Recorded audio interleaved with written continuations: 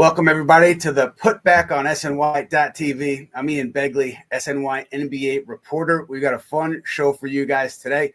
We've got CP the Fanchise, Knicks Fan TV CEO with us.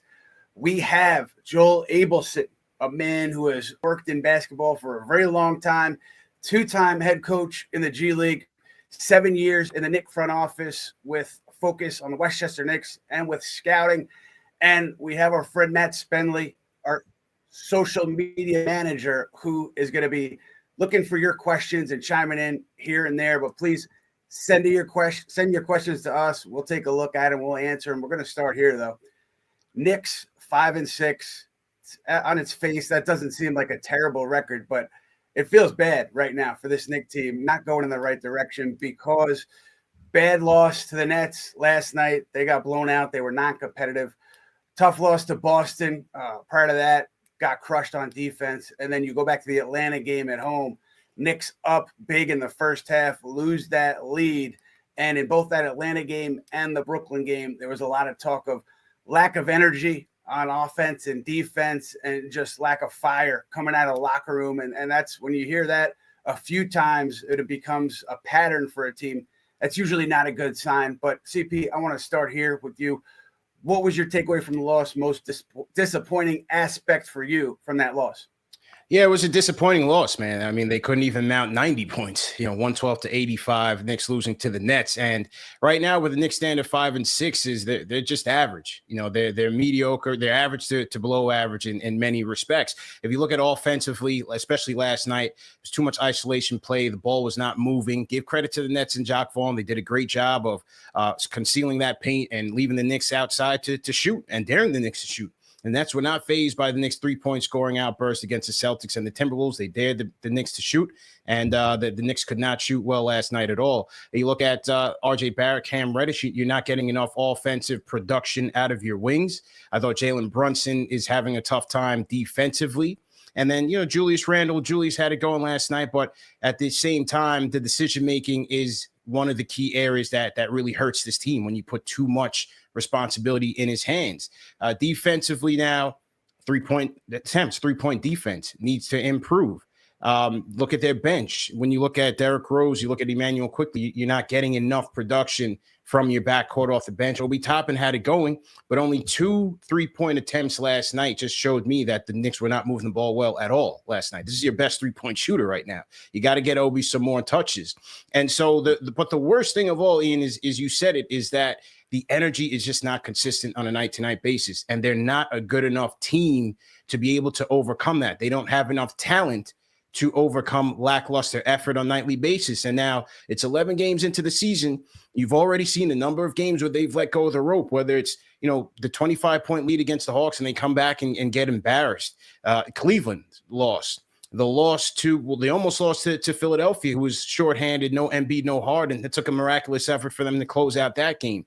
You're seeing too many games early in the season where the energy just isn't there. And as you said, that's really not a good sign.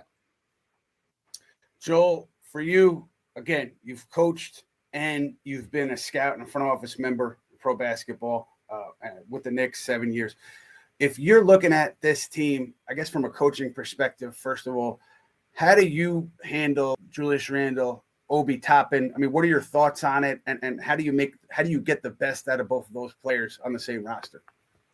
Yeah, I mean, I just don't know what the expectation was coming into the year. They are about a 500 team. I mean, when you look at the roster, the 3 best players are Julius Randle, who's been inconsistent his entire career.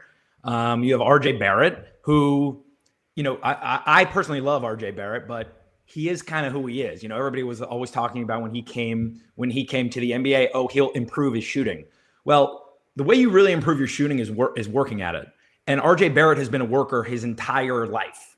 So to me, I never thought he was going to be like a 42% 3-point shooter.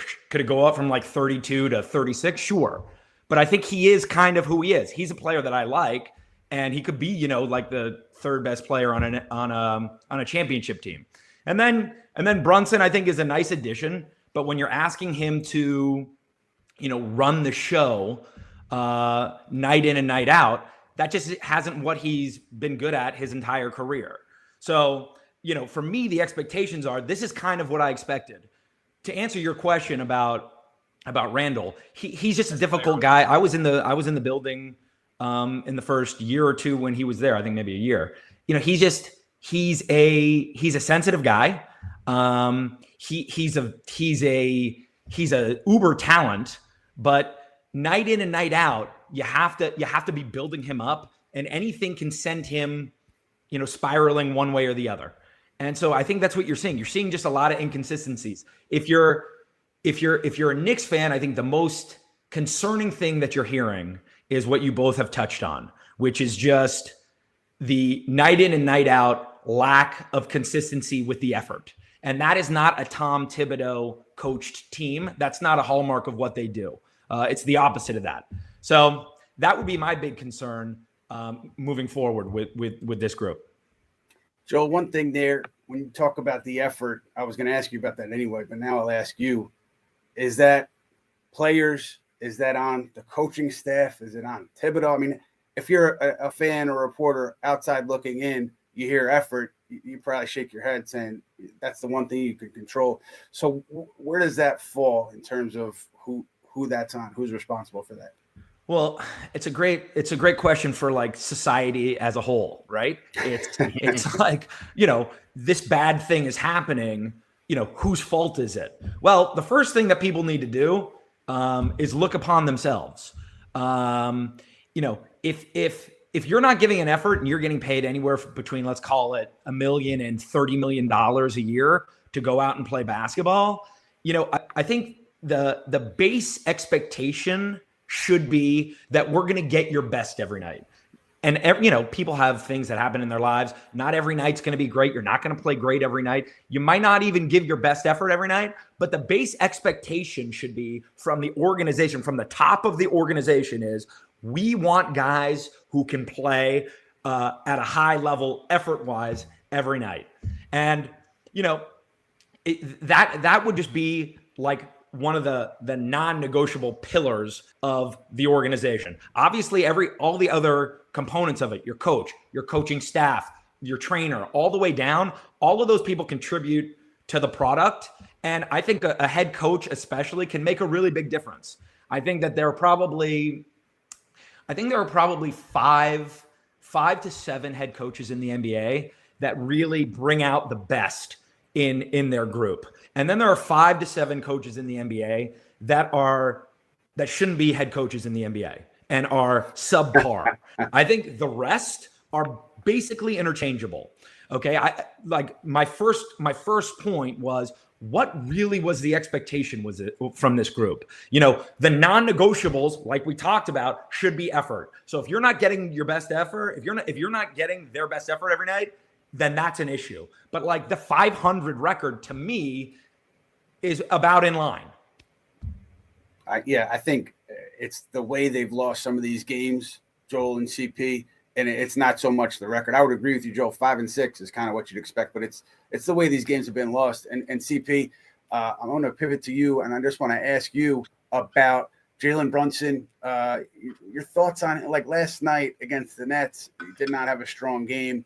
But Joel mentioned that he's, hasn't been asked to be the head of the snake night in and night out, to run an offense, lead an offense night in and night out. How do you feel about his performance thus far on the whole? Yeah. Overall, through 11 games, I feel good about it. 19-7 on the year. He's at a career high in assist percentage. And as you said, this is new territory for him. This is his first time really being that lead guard for a team that desperately needs it. And considering where the Knicks have been over the last 10 years or so, I think he's been playing pretty well. Now, conversely, he has no Luka Doncic here. He has no superstar savant that he can just pass the ball off to, and that person can be the one-man offense, whether it's scoring or facilitating. So while I think Brunson has done a good job in getting his shots and even facilitating, there's still certain points where he has to figure out when to get other guys going and get them into a rhythm, and when to take his shots. Because I felt like, especially in crunch time in the Nets game, well, not really crunch time, but late in the second half, he was hunting his shots more than really getting other guys going in rhythm, and only finishing the game with 3 assists.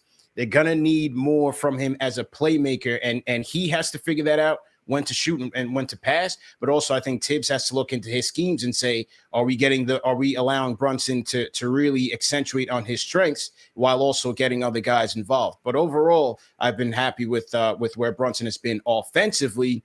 Defensively is where things are getting dicey. The perimeter defense is very suspect. Curtis Sumner really gave him a fit last night. Sumner being a 6'4" guard really out-hustled him and outworked him. So Brunson defensively has to work a little bit harder. And again, Tim schematically has to figure out ways to kind of protect him, because when things start breaking down on the perimeter and you're forcing this team to rotate and overcommit and overhelp, that's where the three-point breakdowns happen, where guys are getting wide open threes. And so it starts in the perimeter where things are breaking down. I think Brunson really has to tighten up in that regard. Yeah, CP, you mentioned Sumner. Just a quick correction: Edmund Sumner, who had a great night last night against the Knicks. Curtis Sumner, was that old UVA guy? I was trying to place that name. But anyway, I don't want to digress here too much, because I think we have a fan question here, and Matt Spenley is gonna jump in and let us know what the fan wants to know.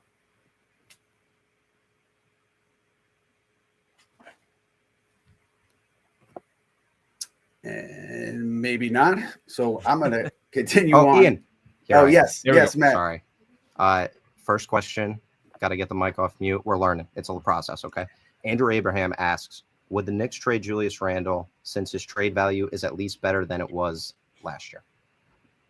I can say that the Knicks had conversations with at least one team prior to the draft, and there was a feeling that there was at least momentum towards getting something done. Obviously, it didn't happen, right? But I think I say that to say I can't tell you where his value is compared to at the end of last season. I would assume that it's a little bit elevated, but I don't know how much teams are evaluating a player like Randle on a game-by-game basis when you talk about trading for him and bringing him on. But I can't see anything drastic happening with Julius Randle, even at the trade deadline, unless the Knicks are desperate. Unless they become a desperate group where, you're 10 games under, and ownership, James Dolan, he wants to see the results that he's not seeing. So you feel like you have to make a drastic move to turn things around. Maybe in that scenario, you could see Randle being involved in a trade, but I don't think that the Knicks would just get off of Randle just to get off of him at this point. I think it would have to be a specific circumstance like the one I described.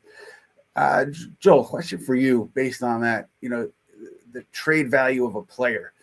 Is it something that if teams are looking to trade for a player, are they looking at like one game or 5 game samples and saying, hey, he actually shot it better than he has over the course of his career, so now we're more excited? Or do teams take a broader view? I think always teams take a broader view, and I think it makes it challenging. I think even when you look at what happened this offseason with the Knicks, it's do you want to go out and get a Donovan Mitchell, and at what price, and what player are you actually getting back? Because the Donovan Mitchell that we have seen this year is not the same Donovan Mitchell, specifically on the defensive end, that we saw in Utah. Let's call it like the last season and a half, 2 seasons. So you have to look at the whole picture, and some teams can overdo it with what they're considering. Oh, in 2019 he shot 38%. Now it's like, okay, but you certainly don't look at the last 5-10 games and make a judgment based on that. And the other thing is, how does that player fit with what we do and what we have and what we'd have to give up and what our team would look like once we give that player up, or those picks or whatever we're giving up to acquire that player? For me, to answer the question that was asked you, which I think you're dead right about, is, who's trading for Julius Randle to think that he's the guy that get them over the top? I mean, you can go team by team. I don't think there's one team that is like, we're Julius Randle away from, being in the conference finals. I just don't. I don't see that. So, yeah. Yeah, I think Joel hit it on the head. And when any team that's going to look into trading for Julius Randle has to assess the fit and the opportunity cost, what they're giving up, and so on. And it's hard to figure out what team would go out there and trust that they're getting a good return on their investment. Remember, Julius's extension has just kicked in. He's got 4 years left on his deal, the 4th year being a player option. And so when you look at last night's stats, you look at 24 points, 11 rebounds, 7 to 15 shooting, 4 of 8 from the field. Those are good numbers offensively. But what he gives you back on the defensive end and the effort, it's almost a neutral or a negative in certain respects. And so it's very hard to gauge what a trade market for Julius Randle would look like. A lot of fans want to open up that spot for Obi Toppin, but I think the Knicks are in a very tough spot. And as Ian said, I don't see a Julius Randle trade happening without the Knicks getting desperate and attaching draft capital to a play like that. So they're in a tricky spot, and Leon Rose has some work to do. Yeah, I think big picture sense on trades, assume that there's going to be something that changes this roster, no matter where the Knicks are at the deadline, maybe even before the draft. Because you look at it big picture sense, we've talked about in the past. You've got Quickley, 2 young players that you like. They're going to be extension eligible, and you already have money committed to RJ Barrett, to Julius Randle, and to Jalen Brunson. Excuse me. So the Knicks, I think, it's possible to also extend Toppin quickly and then deal with the finances from the perspective. They're looking at this thing and they're wondering, are they going to extend both of these guys? And if not, would they look to move one of these guys because they can't not extend both coming into this team where keeping an eye on partner when they set Nick roster. I think there's going to be a move at some point.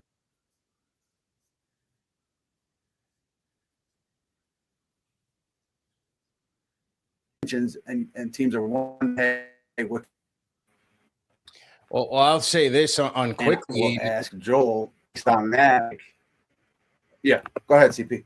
Oh, I was just saying on the Quickley front, I mean, just on the way he's playing right now in year 3, I'd be hard pressed to make a commitment to him. I mean, he was drafted here and brought in here to be a solid 3-point shooter, shot close to 40% from the 3 in his rookie year. He's now down to 25% right now this year. His defense has been good. Don't get me wrong. Quickley's defense has been improved, and he's played well on the defensive end.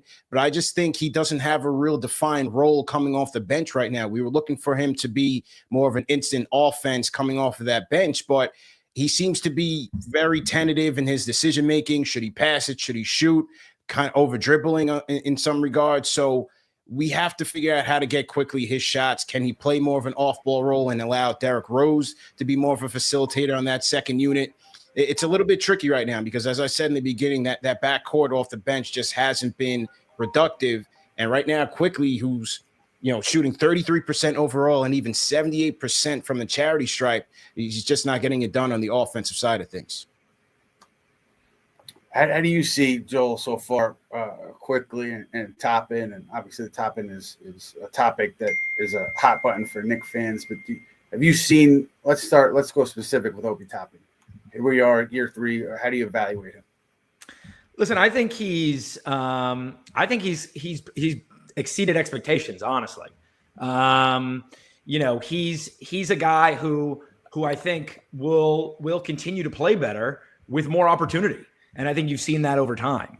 To what both of you have already alluded to and said, it's what is really the future of Randle on this team. And you can understand why Knicks fans want to see more of Obi Toppin. He's the one guy that, you hear also that there's real interest in around the league. When you talk about, okay, Knicks are attached to X star, what do they give up? That's the first name you hear every time. And there's a reason for that. He I think is going to continue to play himself onto the court. And as a coach and as an organization, that's kind of what you want. And CP, for you, if that happens, Obi continues to play himself onto the court. Do you think the logical move is fewer minutes for Julius Randle? Do you think it's more Toppin Randle lineups? How do you create that time for Toppin?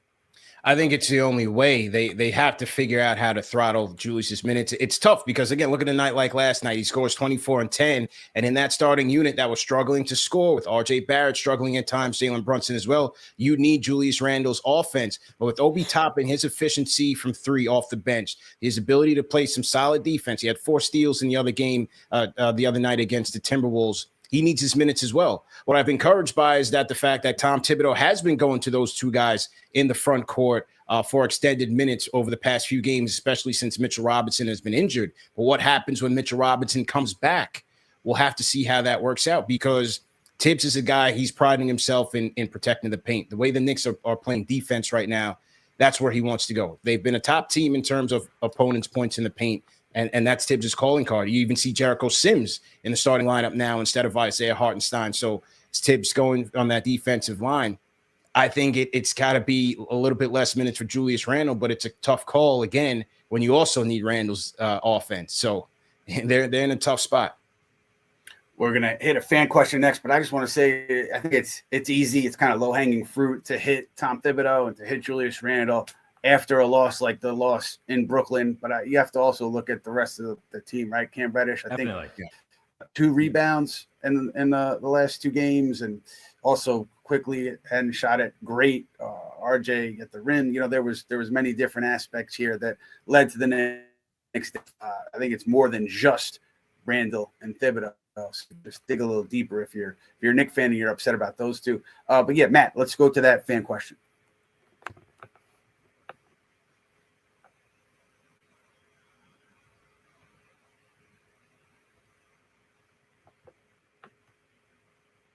Oh, all right, we're jumping off Matt, and we'll get those kinks worked out. He'll pop in like Gary Delate soon enough. We're gonna go back to Joel, because the topic of Toppin Randle is fascinating to me. How would you, if you're in the room, if you're coaching, I should say, if you're making decisions as a coach, how do you get Obi Toppin more minutes given this roster and its current constitution? Well, look, I think at some point, I think one of Tibbs, I actually think he's gotten better at it, but one of his, perceived weaknesses is just his lack of imagination and creativity. To me, they both can play together, and they both should be playing together. I wanted to comment on one thing you just said about it's the roster, and we can blame Randle and Thibodeau for last night, but that's not really fair. I think that the real issue, and I think when you're talking about Knicks fans and their point should be, is this is the 3rd year of this.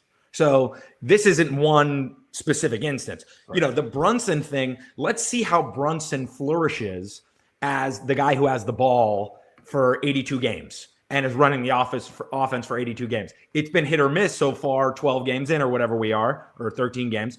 But let's see how it goes. This is year 3 of the Tibbs Randle experience. And you can understand the frustration because there is a ceiling here. The ceiling is the playoffs, out in the first round, the Garden's rocking, the whole thing.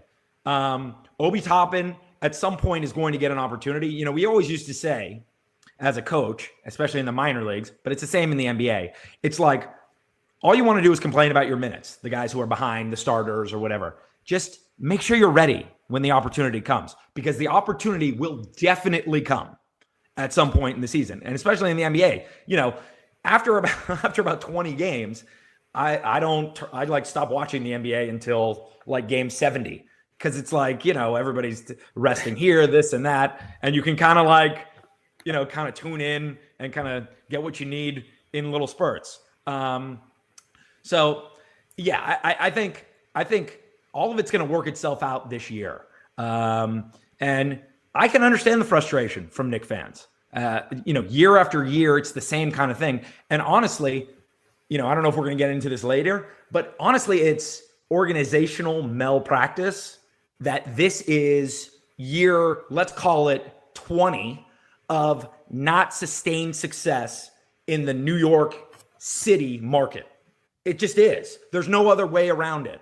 It's it doesn't happen with the Rangers, and there's no other major city that has struggled to have success for 20 years in any of the top 3 major sports, any of the top 4 major sports in the sports landscape. And so at some point, the finger needs to be pointed where the finger needs to be pointed. Yeah. One question I would ask Joel is, on the topic of Tibbs and being innovative, what would you think about the prospect of moving a top into a 3, sort of like what JB Bickerstaff did with Lowry Marketing in Cleveland last year? He had a big front court Marketing, Mobley and Jared Allen. What would you think about moving Obi to the 3, and especially defensively, with then having, Julius Randle at the 4, and then either a Sims, a Mitchell, or Hartenstein at the 5? Yeah, I mean, I love that. I love creativity. You see the Bucks do it, right? With Giannis, Lopez, and Bobby Portis, right? And they did that a lot last year. Listen, you can always try things, and you should. And you should want your best players. You should want to put your best players in the best position to succeed. And if there's a guy like Obi Toppin, who everybody kind of feels should be playing more, I think we try and get him spot minutes at the 3. We can move Randle to the 5. I mean, positionless basketball is kind of where we are. I mean, you can call Randle the 5. You can call Toppin the 5. The Nets last year had Bruce Brown playing the 5. He's, what is he, 6'4"? So, I mean, none of it really matters. I would find Obi Toppin more minutes. And I think ultimately they're going to as the season progresses. Joel, what you hit on earlier, too, you talked about the last 20 years and just the Knicks not having success when they've had so many the resources to do so. We could have a 3-hour conversation about that. But I'm wondering if you could sum up maybe in 2 sentences. Your time there, not a ton of winning. What do you think held the organization back? There's many components of why the Knicks have struggled. In any organization, you should always look at the top. Coaches get fired, then GMs get fired. Owners never get fired. I understand why owners never get fired. They shouldn't get fired. But, there's a reason why Sacramento has struggled year after year after year after year. They've had a lot of GMs and a lot of coaches. The same could be said about the Knicks, except the Knicks have every opportunity to, if you're a star player and you're a guy looking to start his own thing. Let's just talk about Kevin Durant. You're looking, Kevin Durant, to leave the Warriors where you're not getting the credit that you think you deserve based on joining a historic team. But let's say you're looking to start your own thing and capture the city, to capture a city in America that is starving for excellence. I mean, it's remarkable to me that they've never been able to build a winner in New York. It starts at the top, and he hires the wrong people. I was there for Phil Jackson, Steve Mills, and I was there for the beginning of Leon Rose. I like Leon Rose. I think he's by far the most qualified and going to do the best job of those 3. I like Phil Jackson a lot. I like Steve Mills. Everybody who's there, they're all nice guys, etc. Steve Mills was the most incompetent person I've ever worked with at any level. And that's saying something because I've worked with some doozies in the minor leagues, etc. Great guy, not a good manager. And there was no chance of success. And so, we can get into that more later or another time or whatever. But, it's you can spin it any way you want to spin it. The Garden, when the Knicks were in the playoffs 2 years ago, is a sight to behold. And it's like, players around the league, they notice that. You don't think players want to be a part of that? It's organizational malpractice year after year after year and regime after regime after regime. That's it. There's no way to spin it. Well, thank you, Joel, for your insight. I would say quickly, Steve Mills, just my opinion, I give him credit for taking a big swing where others have not taken a big swing. Obviously, he struck out, but he took the big swing. So he put it on the table. Didn't work out, but I give him credit there. I want to ask you guys a yes or no question quickly. Kyrie Irving, CP, will he be back with the Nets? Yes or no? I would say yes. After meeting with the Commissioner Adam Silver yesterday, I think he ultimately will satisfy the requirements and come back. And the Nets are playing well. Nets are playing well. I thought defensively they were impressive last night. They're rallying behind Kevin Durant, but they do need Kyrie Irving to have some sort of success when it comes to even making the playoffs and making a run. So I think he ultimately will be back. Joel, Kyrie, yes or no, back with the Nets? I hope he's not back with the Nets. My question to all Nets fans and the top of the Nets organization, and this has been covered in the national media many times, but what exactly are you going to accomplish with Kyrie back on your team? I mean, he has proven since the 2016, he hit one of the biggest shots in the NBA history, maybe the biggest shot in the NBA Finals history. He's been dining out on that.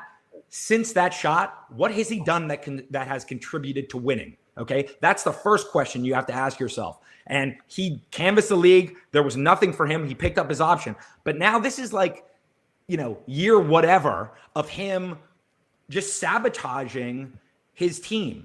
And for whatever reason, whether he's making solid points or he's not, I'm a Jewish person. And by the way, New York there's a lot of Jews there. I know you're Jewish, Ian.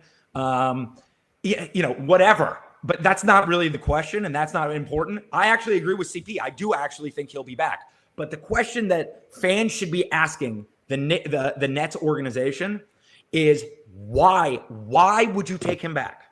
You can see what they do when he's removed from the equation for 5 games or whatever it's been. I mean, they're way better defensively. The ball moves better, and they just play basketball, and that's what it's about. Well, I appreciate your perspective, fellas. That's going to do it for us. I'll just say quickly on Kyrie Irving, I don't think press conferences are a good place to have the discussions that we've been having with Kyrie Irving. And I also say, yes, I am Jewish. I don't know Kyrie that well at all, but I'd be willing to risk my credibility to say that I don't think Kyrie Irving hates Jewish people. And he made mistakes, but I hope at the end of the day, this can all be something that brings us together as opposed to dividing us. That'll do it for us this week. And we will hopefully see you guys sometime soon. Keep in touch with us, SNY.TV.